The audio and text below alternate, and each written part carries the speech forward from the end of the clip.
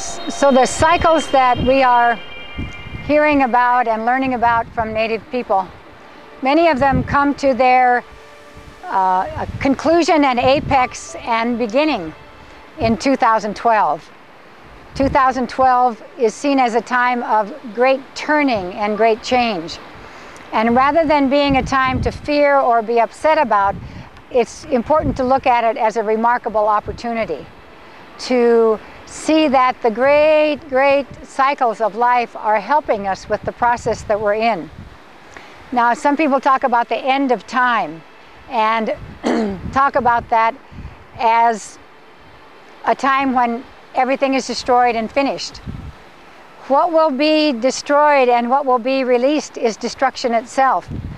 What will be let go of is what doesn't work.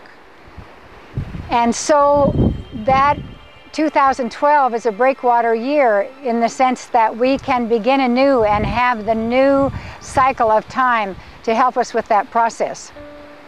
So when we think about the end of time, we're thinking about the end of time as it has been.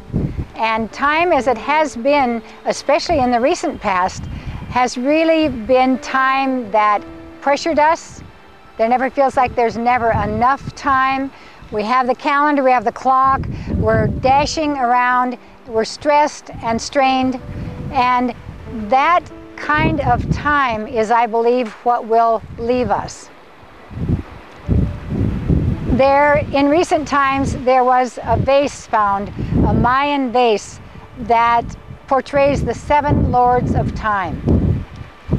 And those 7 lords of time are said to gather together at the end of each age and decide what kind of time will be felt and practiced, you might say.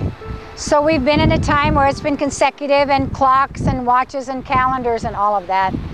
And I believe that we're moving into a time that will be much more heartfelt, much more natural, much more easy and graceful, where what determines where we go and what we do is not a clock or a calendar, but our own heart, that we're being called toward what we want to do by what feels right from the deepest part of ourselves. Because as I said, the Piscean age, the lesson was to find our hearts, to be moved the path of the heart, and to walk forward in that way. So that calling, that test, are we feeling our heart? Are we listening to our heart? Are we listening to love? What would love move us toward at this time? What would bliss move us toward? What would happiness move us toward? So we're being called to a very different kind of time, when I've been told that 2012 is a breakwater year for some other interesting reasons. As I looked in the last ghost dance at other cultures and how they thought about this time, in the East Indian Vedic system, they actually wrote down all of these things. So rather than just the experience of the telling over time that might have gotten changed, they talk about it from a very clear written perspective. And it seems that we have gone up into incredible times and then crashed again, and shifted up into something beautiful and crashed, and up and down through these kinds of times. Learning all the while, I believe, but it seemed very strange to me that we would just have a golden, beautiful time and then crash, and then a golden, beautiful time and crash. And so I said to this Vedic teacher, I said, what is the sense of that?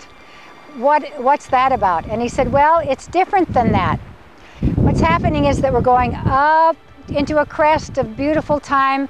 We're learning, we're growing there. That shifts and changes, drops away, but it's like a wave form, just like the waves behind me.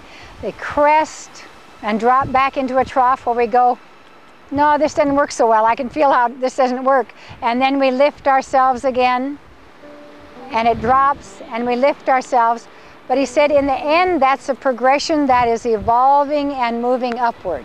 So it goes up, down, up, down, up, down, up, down.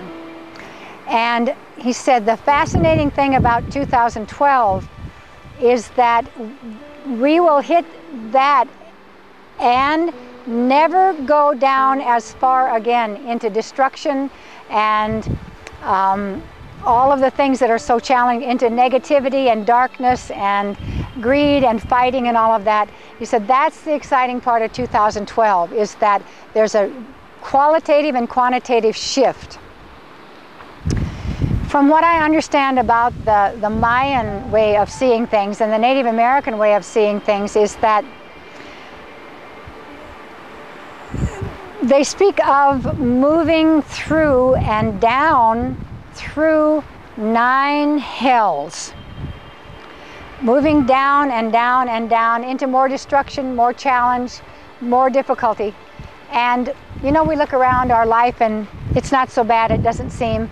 But yet when you really look at it, I think a couple of the hallmarks of, in a sense that we might actually be at the bottom of the 9th hell, are things like the fact that we're destroying much of the life around us, which will eventually destroy us. Something that sort of just stuns me is that in sort of modern America, in middle-class America, people are frightened to let their children walk 2 blocks to school for fear something will happen to them. To me, that's just the deepest, the worst. I mean, what could we do that would be worse than that, in a sense? And so the kind of destruction and separation and division and greed and all the things that are going on, if we really look deeply and are willing to look at it, it's very easy to see that we might be at the bottom of the 9th hell. What's said then that we reach the bottom of the 9th hell on August 17th, 18th of 1987. That was the harmonic convergence. And after that time, there was to be a 25-year period of chaos and challenge and perturbation. And as I looked at that, what came to mind is modern chaos theory. What they say is, for any great change to take place, for any true change to take place, what must happen is that the old must be shaken loose, that things must be shaken up.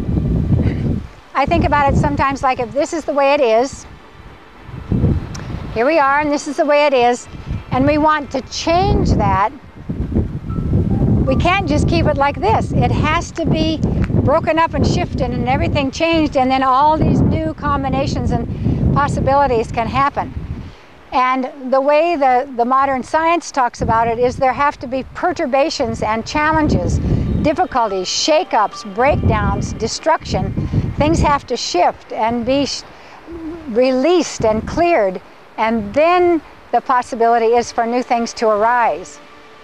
And what's happening at the same time is there's a great intensity happening, and it's getting more and more intense, and things are speeding up, literally. The intensity, the challenge, everything is getting more and more intense. And I see it sometimes like it just starting,